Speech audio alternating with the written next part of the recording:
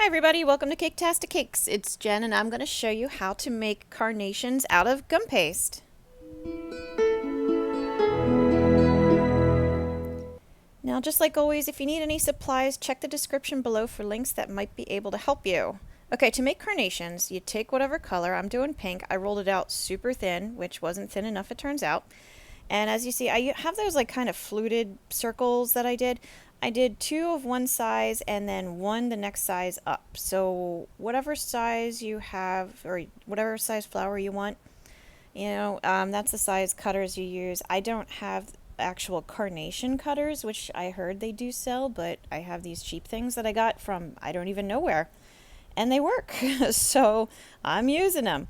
All right, and now you can see I'm using the back end of my paintbrush and I am just rolling over each petal to kind of flatten it out and smooth it out and ruffle it up, so that's kind of what you're doing. Like, I'm not using a sponge or anything, I'm using the hard surface, and this is just the way that I was shown how to do it, so I'm sharing it with you guys.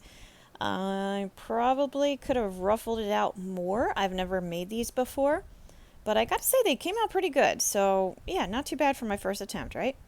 So I'm using a little like Tic Tac size piece for the center just to kind of give it a little bit more of a center to grip and a little thickness there. You fold it in half, kind of like a taco shell. And then you're going to fold each side again over on top of itself. You see? So you're making like a letter S out of the piece of gum paste there. And the petals all get smushed together when you do this, so I'm using the back of the paintbrush again to kind of ruffle them all out. Now you take your second circle of the same size, roll it out so it gets all ruffly and fluted and pretty. Add lots of water. I was using water to seal everything. I forgot to mention that. Wrap it around the first one, and yeah, just kind of keep on building. And again, this was my first one, so it didn't come out quite as pretty as you might hope, and I kept accidentally smushing all the little top petals together, but that's why you ruffle them apart again. And as you can see, like, it kind of bunched up a bit more sloppy, I guess, than what I was really going for.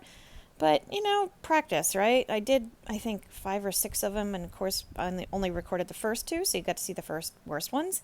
So by number 6, they were looking pretty good, I gotta say. So there you go. You can see my worst. All right, this is the biggest one, the last one. I have one of those little flower cups from somewhere to dry it in. So I put a little piece of paper towel, laid the biggest one in there, set it down on top. And now I'm just using the back of the paintbrush to kind of push it in here and there. And that helped it come out a lot nicer, I gotta say. So it's not quite as lumpy.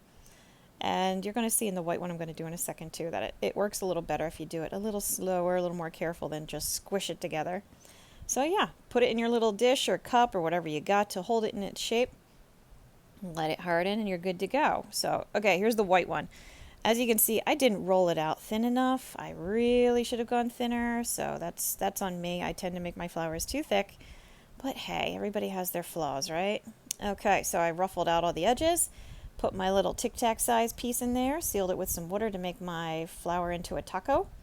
And then I'm going to fold over the one half like that. Now I'm going to fold over the other half like that. And there you go. See, this one's already like a little better. And you're like, hey, I can see the center there. What? No, you can't. Just ruffle up those petals. And there you go. Hidden. Yeah, ba-bam. So, yes, same idea. Take the second one of that size again. Ruffle it out, wrap it around, and you're good to go. And I had never made carnations before, like I said. I've always done roses or daisies or, something like that.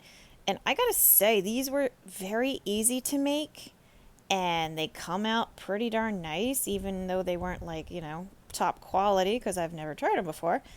They still looked really good on the cake, and they were a lot easier than doing a rose or something like that. So I kind of want to recommend them if you need a pretty flower to fill it in that has a lot of depth to it and 3D-ness to it, and that doesn't just lay flat on your cake and you don't feel like making a rose, or you don't have the, cutters to make a rose, but you might have some circles, there you go. Make something like this. And there was that last one, like I said before, the biggest one. I just laid it in the dish after I ruffled it out. Put the other one on top, push in the edges. And you can see I'm doing a little more carefully with this one. And I really think it comes out better. And there you go. You got some pretty carnations that really fill in the cake very nicely. So thank you for watching. Please like and subscribe because that does help me out. Check out my many other videos. I got a lot out there. And thank you for watching Caketastic Cakes.